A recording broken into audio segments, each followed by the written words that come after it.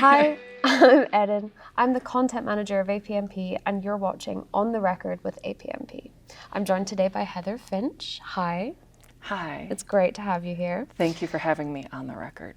Ooh, great. We are going to be talking about strategic thinking today.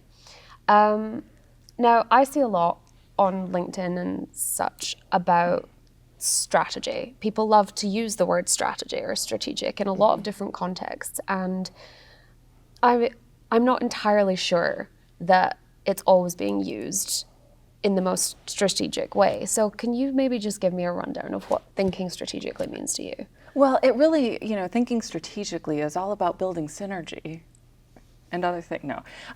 So when I think about thinking strategically, it's really simple, right? One of the phrases that we like to use that's kind of the opposite of thinking strategically is getting too much into the weeds.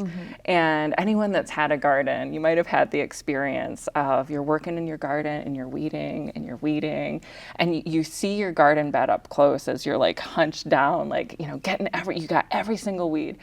And then you stand up and you take a couple steps back and you realize you missed this giant weed right in the middle of your garden bed. Right. And to me, that's simply what strategic thinking is. It's about taking a step back and assessing the broader landscape so that you have a better understanding of how your garden bed actually looks. That makes a lot of sense. You can't see the wood for the trees. Yeah, I did say that right. You did. You did. Okay, cool. Yeah. Lots of great idioms for strategic thinking. Yeah, there really is. Maybe we should just run them off. Yeah.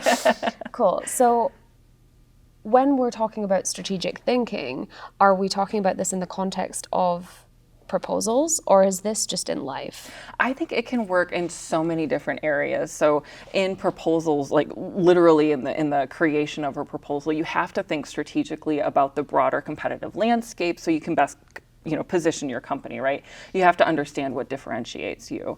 And then in your professional life, thinking strategically can help you build resilience, can help you to look past the details in the day-to-day and the challenges that you're facing to see what the bigger picture is. And that can help you to adapt to change better and to help develop better solutions. But I think it's just as valuable in your personal life. And the way that I like to think of it is, sometimes we think of the basic framework of strategic thinking or of building a strategy is you've got your goals that you're trying to accomplish. Those should build into your strategy, and the way that you enact those goals is through tactics. In your personal life, you have your strategy is kind of it's the big picture thinking of who you are, who you want to be, how you want to show up in the world, right?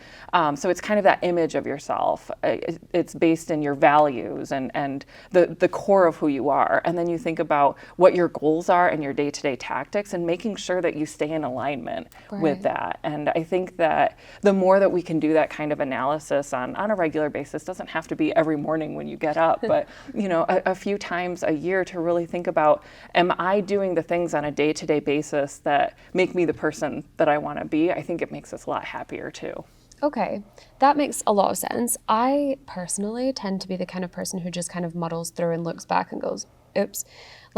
How would you recommend that I begin integrating thinking strategically into both my personal and professional life? Sure. So I would say you should do an exercise called laddering your goals. This is one that I like to do. So in your professional life, you think about your organization's mission and strategy, right? What the organization is trying to accomplish, and then you look at the goals or metrics that are tied into your performance. So hopefully you have those. It's helpful in understanding what you're doing on a day-to-day basis. If you don't, talk to your leader to get them, because it is it's important to have that kind of base level direction in what you're trying to accomplish, and then take a look at what you're doing, what your goals are, and fit those to the mission of the organization. If you're in a bigger company, you might need to look at a few different levels throughout, but that can help you to understand, and then you understand the value that you're bringing to the organization. And if you find that there is misalignment between what you're doing on a day-to-day basis and what the organization is trying to accomplish, that's also a great conversation to have. On the personal side, laddering up your goals. So thinking about, again, who it is that you want to be as a person, and then think about the goals that you have for yourself. And these can be really simple. I'm not necessarily talking about like, oh, your New Year's resolution and those kinds of things, but like, what are some of the ways that you like to show up in the world? So one easy analogy that I think tends to be pretty tangible for people is like simply like, being healthy. And one of the ways that I try to be healthy is by exercising 3 or 4 times a week. So what are the tactics that I'm doing to lead to that, right? Like I join a run club and I have some friends that I go running with, and I got some home equipment, so it's easier for me to do really, really simple basic strength training. Very like we're not talking like, big goals here, Just but lifting like a can of beans. and I mean, yeah, but just even having those things at hand and being conscientious about it, right? So then you can look at and see, okay, are the things that I'm doing on a daily basis helping towards that? And then, maybe on the flip side, when I go to the grocery store and I buy a bag of candy and I think about, okay, like, is this a tactic that is going to fit into some of those goals? And maybe it is today and maybe it's not tomorrow, but it can just help you to see what are the little things that I'm doing on a daily basis that help make that me the person that I am and that I want to be. This is great. It sounds like it's kind of like a mindset that can apply kind of equally depending on whether it's a specific task you're doing or just your wider professional or your personal life. Yeah.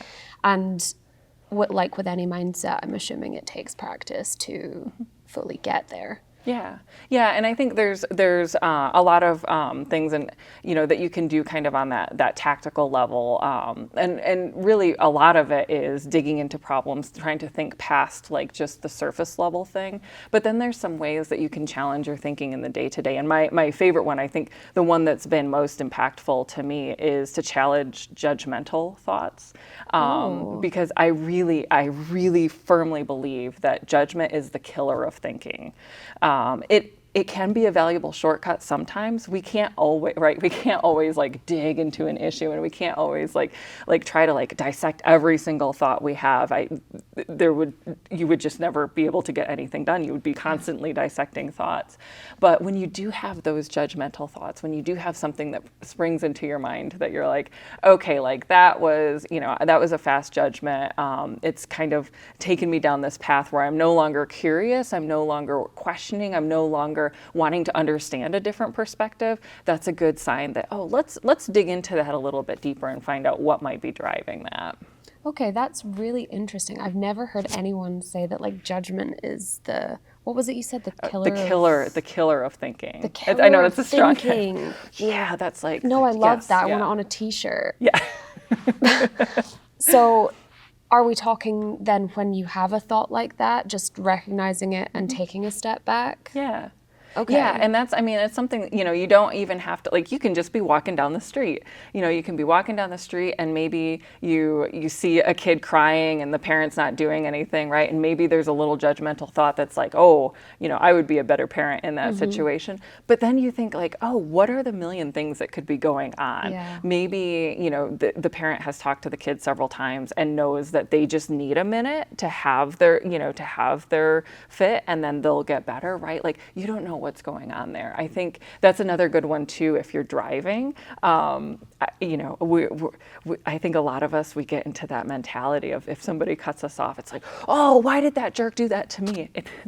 It's 99 times out of 100, it has nothing to do with you. Yeah. It's just that maybe they're in a rush or they're not thinking, they just had they spaced out for a moment. And so when you can challenge those judgmental thoughts and get you out of that kind of negative mindset, then it just helps you get down the road a little bit easier. Yeah, and I completely understand what you mean about that kind of judgment sort of killing curiosity in its tracks as well. Judgment is really killing a lot of things today, but curiosity then seems to be a really important part of strategy. Yeah, I think so. I think so because it's what drives you to dig further into a problem and understand the bigger ecosystem. I like to joke. I did undergrad. I got a double major in creative writing and environmental studies, and I always joke, "Oh, I'm sure my parents were so proud." Clearly it served me well. But I think that it has, in the sense that the environmental studies really helped me to understand the interconnectedness and complexity of ecosystems and the literal way in which everything is connected. And when you're trying to solve problems, you have to think of the whole ecosystem. You can't just solve one part of it, or you're going to do further damage down the road. And the creative writing, just thinking from different people's perspectives and how to express yourself in a way and tell a story in a way that can connect to an audience, I think, they're both like incredibly valuable education to have, even if, again, I like to joke that it seems like a little bit of underwater basket weaving of a double major. Yeah, I mean, I love it, though. Yeah, I do too.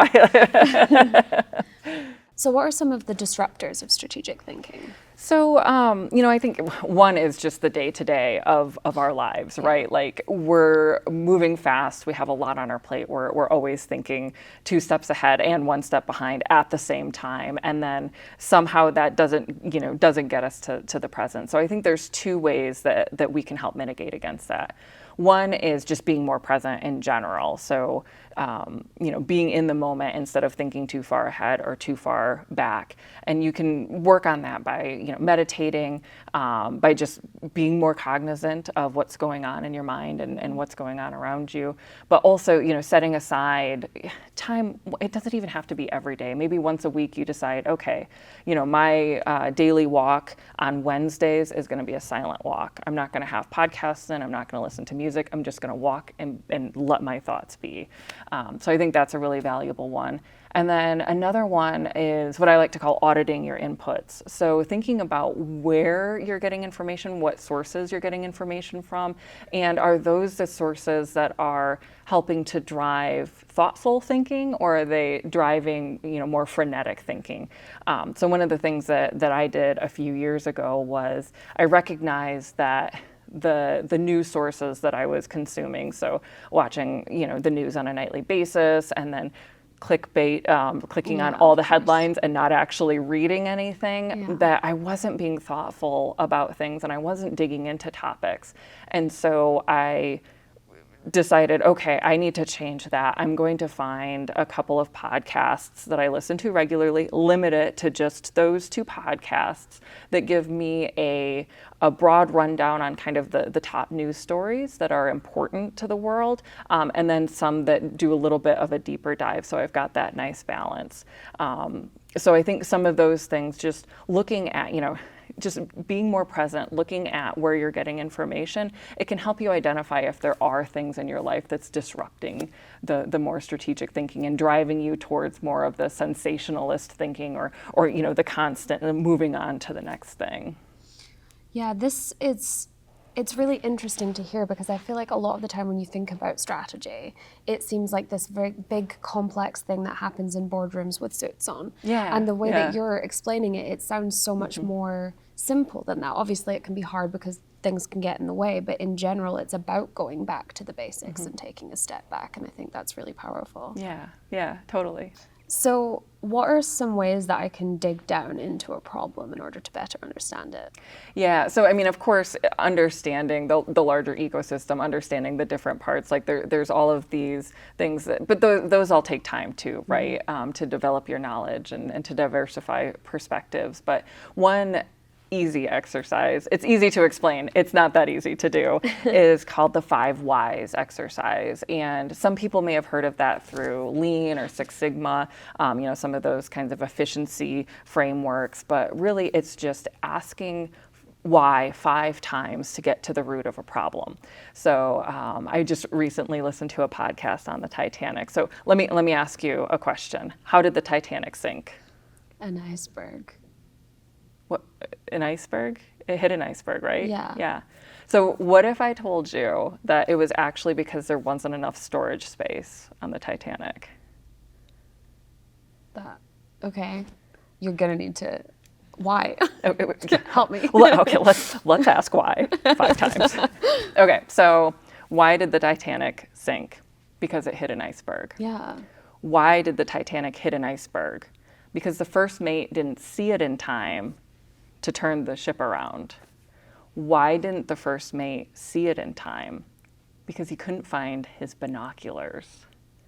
Why couldn't he find his binoculars? Because the equipment was all in disarray. It wasn't stored well. Why wasn't it stored well?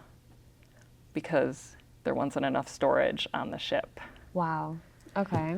So, and it just so happened that took 5 whys to get to, which is like, it was very coincidental. But, it's a really good exercise to really dig into that. So, if you were trying to solve a problem, like, looking at the Titanic, like, why did the Titanic sink? Because it hit an iceberg. What kinds of solutions might you come up with? Well, let's blow up all the icebergs, right? Or let's make sure that it can turn faster, or those kinds of. Let's just like reinforce the hull, like make it like 10 times thicker so that it could never possibly be breached. Well, those may help the solution, but really, if you dig the core solution. Now, granted, the Titanic, it was much more complicated than that, right? Like, Yeah. But if we just use this as the example, like building a little bit more storage could have solved the problem. Yeah, so in a way, if we blow up all the icebergs, metaphorically, of course, then we are addressing the symptom and not the cause. Exactly. That is really great. So how do you enact the asking why in real time? Are we looking at lessons learned here, or are we doing it in real time? No, doing it in real time. I mean, lessons learned is valuable because it can help you learn how to do it. You generally have more information after the fact. Yeah. And it can, it's great to dig into to past problems, but it's also good to dig into current problems. And, and you can't do it for everything, right? Like there's plenty of things in life that you just have to say, like, fixing the surface level issue is good enough. But especially if you're working with, a company problem where it's a big company with a lot of moving parts. Like I think anything with proposals, there's so many different players that come to the table that it's really valuable to keep digging so that you can get to that root.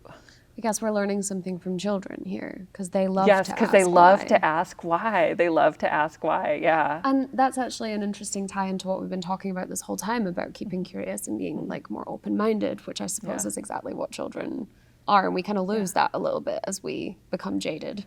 So Become jaded, and I think a lot of us are also almost embarrassed to ask why, as if we always need to have the answer when we come to the table. And I hope that we can get past that, because the more that we can ask why, and the more that we're comfortable doing so, and the more that it's encouraged, the more strategic we'll all get in our thinking, which will be super beneficial for our jobs, for our lives, for society. yeah, that's great. Well, thank you so much, Heather. It's been so great to have you with me. Thank you so much. Thank you for having me on the record. I love that. It was so natural. And speaking of on the record, you will notice you have a little microphone in front of you. It's got our On the Record logo on it. And that is a souvenir keepsake for you for being one of our very first guests on the record. Oh, fabulous. Thank you.